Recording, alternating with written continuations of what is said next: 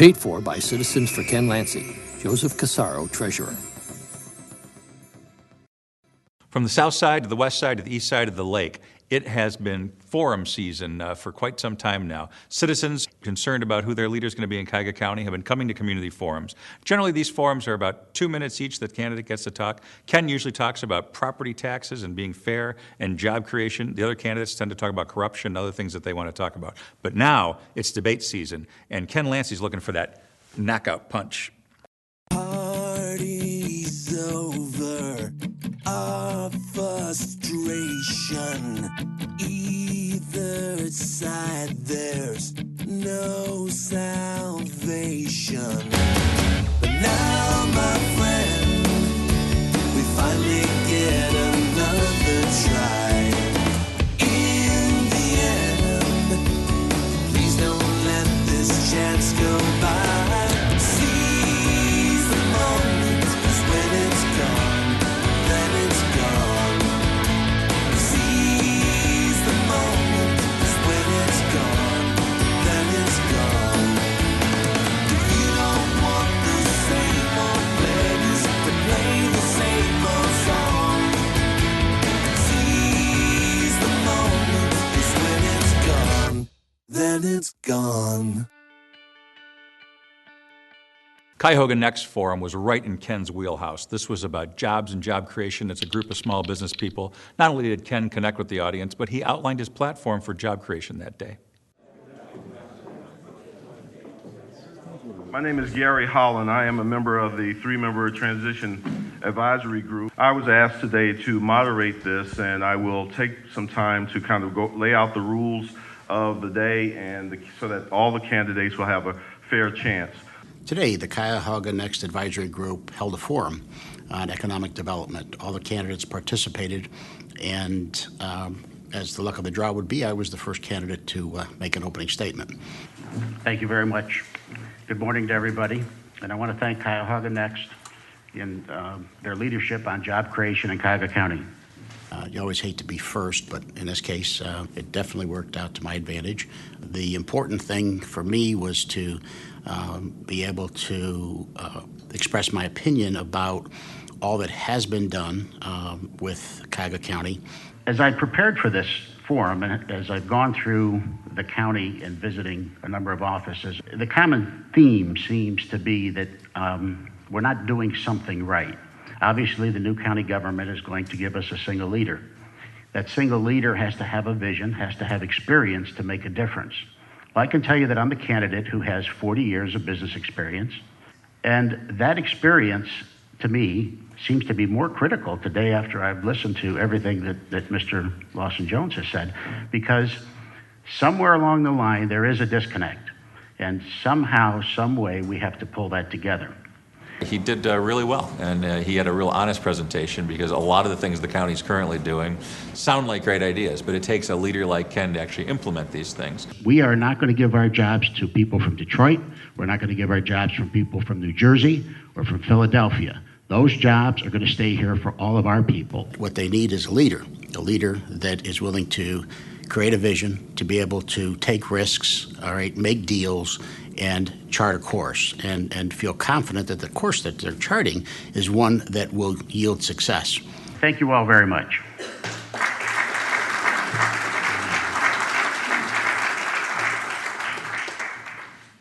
The East Cleveland Community Forum was next, and it's very important to Ken because he grew up on Cleveland's East Side, he's invested in Cleveland's East Side and its people. Good afternoon, everyone. Welcome to the beautiful East Cleveland Library, located in the lovely city of East Cleveland, and welcome you, ladies and gentlemen, who are vying for what is one of the most important offices not only in this region, but in the state of Ohio. All the candidates had a lot of good information to share today. I think Ken really did a good job. He hit his points home. He's going to be of the people, for the people, by the people. He's going to work for everybody. He's the true independent, and I think he showed that here today. Up next, to the podium, we have Mr. Ken Lanci. Thank you very much. Thank you, Mr. Bibb, Mayor, Council President. It's a pleasure to be here today. Well, today we just finished the East Cleveland Forum at at the East Cleveland Library, and another forum, not a debate, where we were answering questions, gave an opening statement. Things went well. I am going to be the first candidate that has taken no political money, no PAC money, or no corporate money, and be able to work for all the people. Greater Cleveland, which was known as the best location in the nation, will be known that way again under me. Thank you all very much. At the end of the day, what we have to remember is that the Democratic machine is what it is. It's the fox guarding the hen house. Look at the relationships; you'll see nothing has changed. It's just the conversation has changed. We're not them, and we're new. Well, the only new is me. I'm new. I'm independent. I'm working for all the people, all the time. Thank you. The Metro Health Hospital Forum was very near and dear to Ken because his son, Wally, had been nursed back to life at Metro Health. He told his story very passionately and eloquently and explained how important health care is to this economy. Congratulations, Metro, on a job well done for providing excellent services to our community while saving substantial money on your budgets. Hats off to Mark Moran, the board, and the whole staff of professionals for all that you do. I've been a turnaround expert for the last 40 years, so I've learned to do more with less, and I see that you've been able to do the same, and I applaud that effort. On a personal note, approximately 5 years ago, I received a call from Metro Health from the surgical intensive care that my son was admitted that evening and that I should come down right away. And when we get that call, the one none of us ever want to get, and then when we hear Metro Health, all of a sudden you know that that's the #1 trauma center and there has to be something drastically wrong. Well, I arrived to find out that he had been injured. He ended up with a brain bleed, and when I went in to see him, he was bleeding from his ears. So I can tell you that Metro has a very special place in my heart for having saved his life, and he's here today, and he's doing very well. Yeah, I think today's forum was good. We all have similar answers about Metro, and I think that we all realize that it is a world-class facility, and we need to do whatever we can in order to be able to continue to grow it. My 40 years of turnarounds have given me the experience to come into the county at a very difficult time when not only the integrity is at question, but operations themselves. And I've been leveraging assets my whole career. The opportunities that Cleveland has right now in Cuyahoga County with the over $2 billion of building that is on scale for next year and the year after is something that needs to be leveraged into several billions of dollars. And that's something that I can do. Some look at our current state and scratch their heads. I look at it and see abounding opportunity with my visionary leadership. Metro Health has traditionally been viewed as a healthcare provider for the uninsured, but it is also Cuyahoga County's single largest financial asset. And as Mark referenced earlier, we have yearly revenue of over $750 million. We employ over 6,000 people. We generate yearly payroll taxes to the city of Cleveland of more than $7 million and attract over $40 million in research dollars to Greater Cleveland. So our question is, what should county government do to leverage these assets to strengthen both the Metro Health system and the communities we serve? The one thing I've learned in the last 40 years doing business turnarounds is that I know what I don't know. And as a result of that, I have been very successful over the last 40 years. I've owned over 24 companies. I've turned around many. And the key, to operations and to growing is to have someone on the ground who really understands that particular business. I always had a team that knew that business, and I worked with that team. And I can tell you that the new county executive has to be somebody who is an advocate that understands business. It's not politics anymore. It's about getting the job done. I think Mark has done a wonderful job in the last 2 years, so who would I be to come in here and tell him what to do? I want to sit with him and develop a 4-year plan. I'll be there 4 years. I want to implement that plan all along the way. I can be held accountable, and I will be.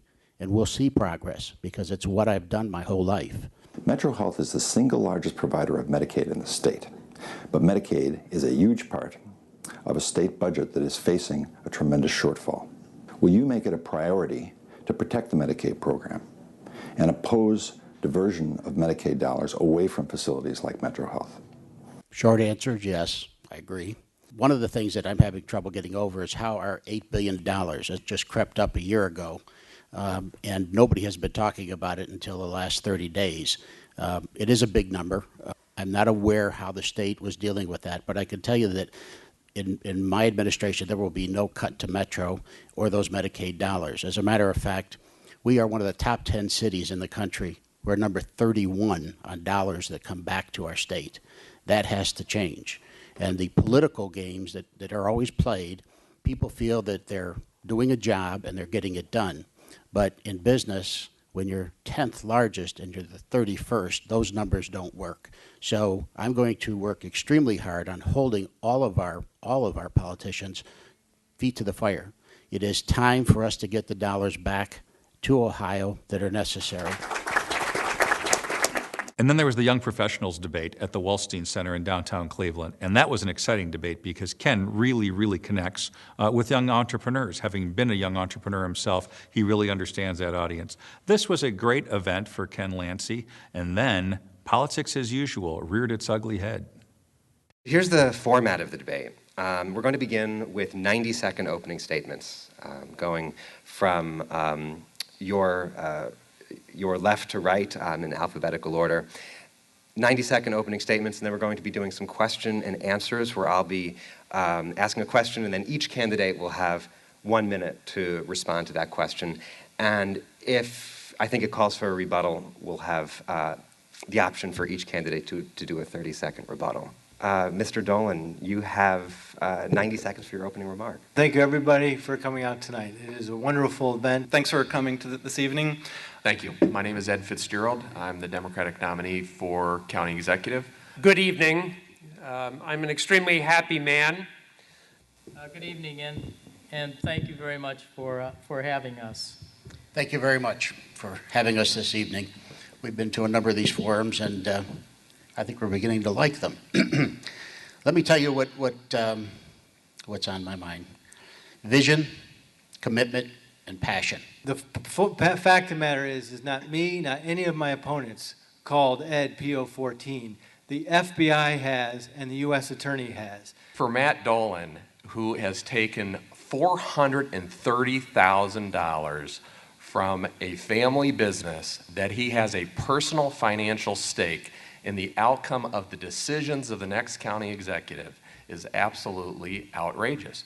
That's just a fact. The fact that Ed now wants to go after my family, wants to go after my wife. He says this. This is exactly why Ken Lanci is running for office, because he thinks that you should have a third way, another choice over the years. Look at the pettiness, look at the bickering. So Ken Lanci decided to bring adult leadership to this and say, stop the bickering, let's get together. He wanted to refocus the debate. I can tell you that the use of PO14, I find it to be distasteful. I believe, and believe me, I want to win this race, but I believe that the use of PO14 is extremely unfair because it doesn't give any specifics. It's an allegation. I don't believe that the government should have allowed it to go in. I think it's morally wrong without backing it up at the time of this election, prior to the election. It is something that we should all be concerned about. Now, if you don't like what Ed did and you don't like his party, which I don't, and the machine, then don't vote for him. However, the Republicans on the other side, just so we all get this straight, had CoinGate 5 years ago that cost us millions and millions of dollars. What you get when you get parties that get too much power, they don't work for us. And I am telling you, this is the only opportunity you're going to have in your lifetime to put an independent in to set the new government so that it works for all of you. No party, all of the people by voting